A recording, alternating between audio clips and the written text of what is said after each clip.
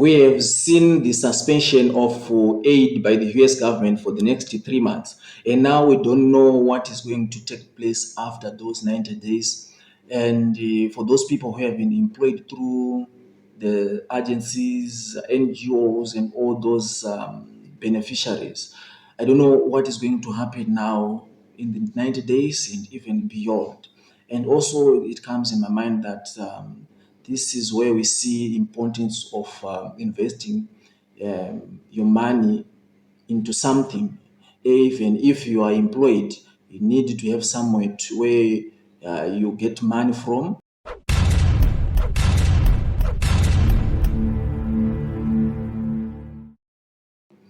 And sometimes, if we think about our brothers and sisters who out of Zimbabwe, who went on there to for greener pastures,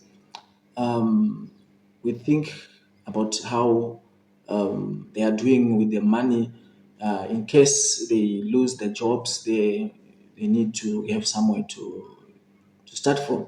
And also, us as the people who are in Zimbabwe, we need also, everyone need to know also how he or she can do to make sure that in future, if his or her employment or a way of getting money is affected. Even to those people who running their business very well, they need to know also that sometimes their business may fail. You need to have somewhere where you are going to get money.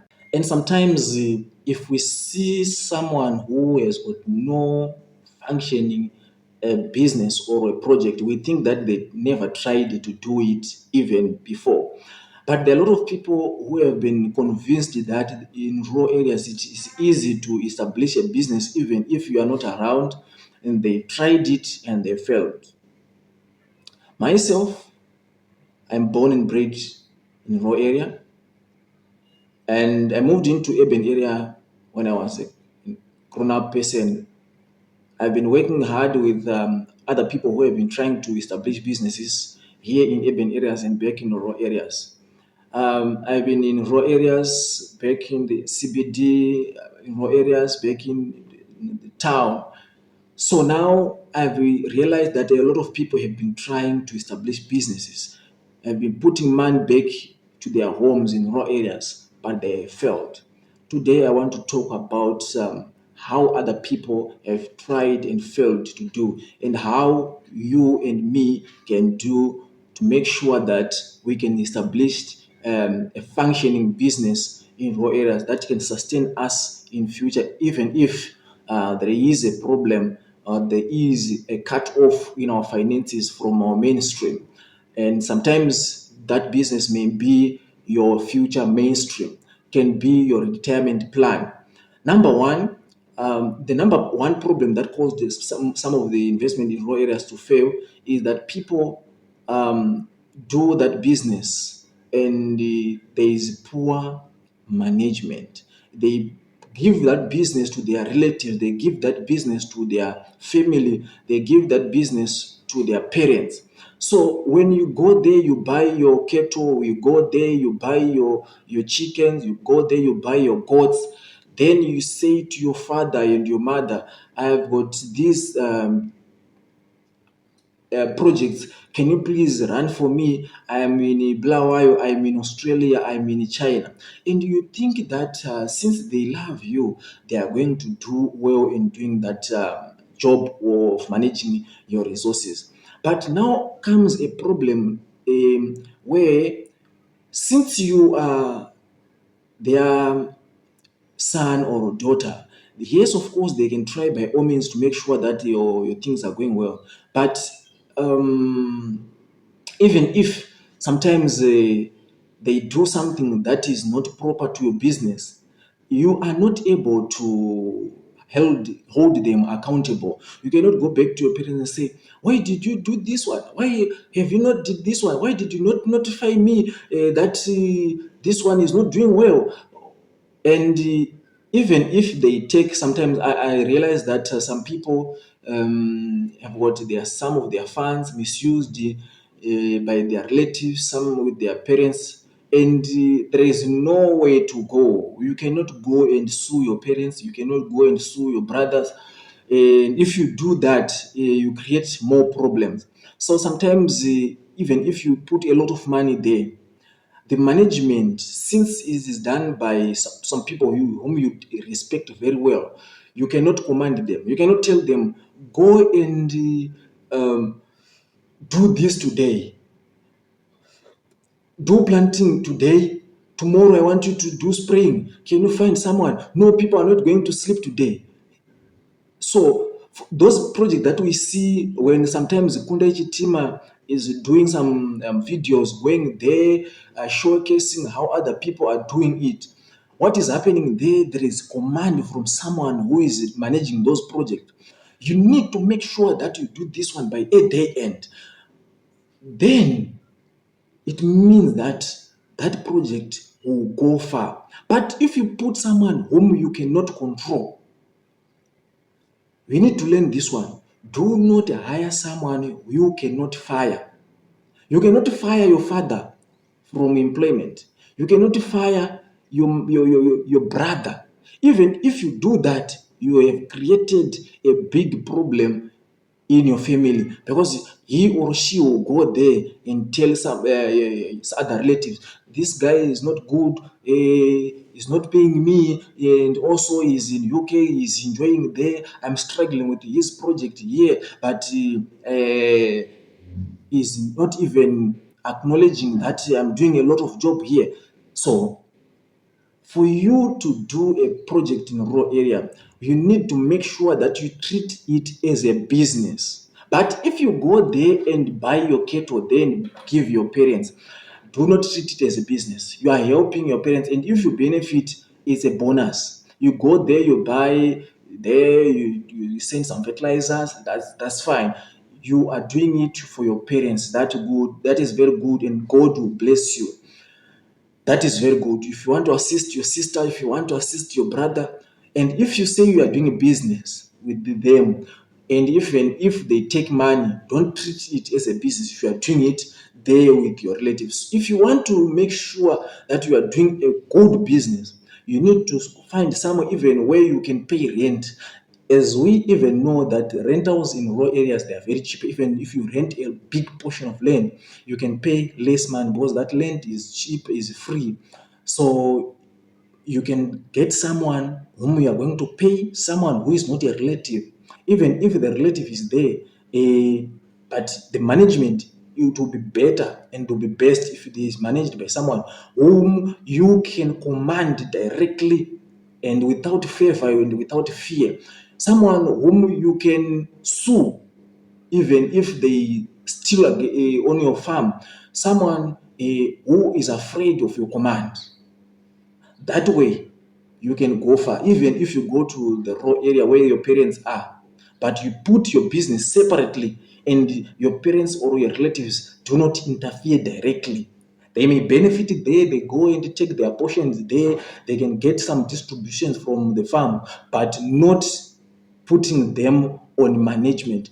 A lot of people have tried it, a lot of people have lost their investment in raw areas. And now, some of the people who have been on duty going in other countries through this US funding, maybe working for NGOs, now they look back where they placed their money.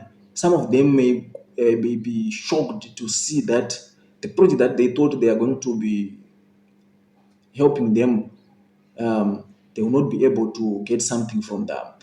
Number two, if you do invest in a raw area, farming is an extensive business. Um, it needs to be done on a large scale. A lot of people, they since they know that the land is cheap, labor is cheap, a lot of raw materials are cheap, they sometimes go there and do a business in a small scale. They buy maybe 5 cattle, 10 goats, then they say, we're going to benefit a lot. Now, This is where there's a problem if you're doing it on a small scale. You need someone who is working there. Like I said, you cannot um, command your parents to look after your project like that. Even if they do that, sometimes you need an assistant, who will be helping them there. Then you need to pay that guy some money.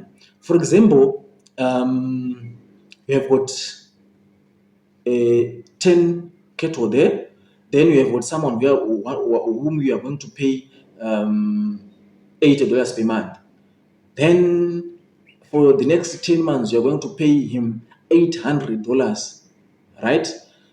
That $800 is for keeping those 10 cattle. Then if you want to sell that one bull, sometimes you may be lucky if you have got a good breed to sell that bull at 400, and the whole year can come to an end, while least maybe you gain one calf there. So next year he will be heading ahead of 11 cattle. Then you are going to pay that guy again. That one, if you go and continue, you will see that even if you want to sell that one cattle, you will not be making profit. But if you do it just for your parents, to give them someone who takes care of your cattle, everything that is at home, yes, it may be good, very good. God will bless you. But if it is for business, you go there, you need to get some assistance from some other people there. You have got mbudzi turipo, tuhuku. That will be a big challenge. And now a lot of people, I realized that whilst they are not there, their project do not run very well. Sometimes you go to the raw area, you find out that your cattle is missing. They said, "Oh, we never told you that it fell sick and it died. It died." And also, they will tell you mbudzi dzakadyiwa nemapere and huku dzaibatwa nekarukowe and so forth. Something that sometimes will not make sense to you. My brother, what really transpired? Why didn't you call me? But as you can see, you cannot do much on that issue because you respect the relationship that we have and you want to maintain it. Sometimes, if you put someone whom you're going to pay there, you may realize that I'm just paying, but what is coming from them is very little. So that's another challenge. So what you need to do now is, if you want to do a business in a raw area, if you want to invest in a raw area, do it extensively. Go there. If you have got a good piece of land, you need to have a lot of cattle there. You need to have a lot of goats. You need to have a lot of chickens to build big foul runs, doing a large project that sometimes you may be able to supply the whole town if from your raw home, because there is land in raw area. That's the biggest advantage that you have in a raw area. But if you do it on a small scale, I tell you, you lose a lot of money trying to manage that business. And also sometimes if you want to move from town, going back to the raw area to see how your project is doing, but you are moving, you are going to visit that small project that is going to give you a small piece of money. You're using a lot of fuel, you're using a lot of time spending in your area that is not going to benefit you. Number three issue is on knowledge. Sometimes we think that since we were born and bred in rural areas, we think that we can do well in every project. Sometimes we hear that chicken business is doing well, road runners. No. Then we go there, we try to do business. Some of people put a lot of money there, buying those chickens, stock feeds, then they invest. Then they fail dismally. Why? Because they don't have knowledge in that business. Some people they even heard about doing good breeds on goats, keeping those boas, different types of breeds. They've got no knowledge of that. They know that they used to keep those goats, the ordinary, the Mashona one. Then later on, they discovered that there's a lot of things that they need to know. Even the market, they just heard it from someone. Maybe they watched the video on YouTube, they heard from a friend saying you can do this project and you be rich. Then they go into business directly. Many people failed a lot because they had no knowledge of that. So I urge you to first of all have knowledge. It's very wise to research a lot. If you heard that there is a market for Bogot, do research, even to contact those people whom you think you're going to sell those things after you do them. You should have someone who have got knowledge who is going to assist you on ground. And also, for you, maybe if you have got that research, to be involved in that project when it's starting. This is a bigger problem again, that sometimes if you have got the knowledge, then you say, I'm going to put my money there, but you yourself, you are not going to be involved directly. It means that that project will be left in the hands of those people who have got no knowledge. And even if you are an expert, sometimes you are an agri-tech extension officer, you have got knowledge, you went to the college, you know very well how to do this project, but because you went to the raw area there, you took someone and say, you're going to do this one in the morning, you're doing this one in the evening, then I'm going there. You come back, you realize that all the chickens are dead. So sometimes it's wise. Sometimes if you want to do that project, start it when you have all the time to be on the ground, managing it direct, left, right, and center, and to leave it when you are sure that it can go and sustain whilst you are absent. And also, don't forget that even if you are not available on the ground, to leave someone who have got knowledge, and also have a culture of paying workers so that they work very well and well equipped to make sure that they're going to deliver what you expect. A lot of people, when they do investment in the raw areas, they don't want to pay. Those people have got knowledge. And there's some people who are in the raw areas though also who know better. Even though they have not gone to school, but if they on the ground, they will do well. So learn also to pay those people who have got knowledge, and also to employ even those people who are graduates who know it very well. Because we said we want to treat it as a business. So if you go there, you know that this is a business. So employ them in their capacity, with their knowledge, and pay them very well. And you see that the results will be better. Number four, if you're coming back to a rural area, even if you were in a rural area who have got knowledge of the rural area, don't think that the setup that we used to know, and also the type of business that we used to know, the type of farming that our parents and our grandparents used to do is still the same, and they're still yielding the same result. No, we are in the 21st century. There's technology, a lot of things have changed in the rural areas, and also there's need of more improvements in our business. And as we know that our parents used to do this farming is a subsistent way.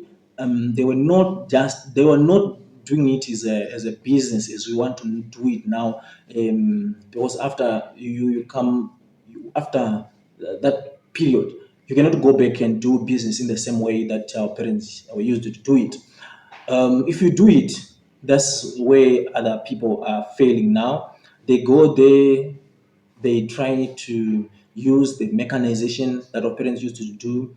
They use the breeds that our parents used to have, and they manage it the way our parents used to manage. But that one is no longer working in most instances in today's business.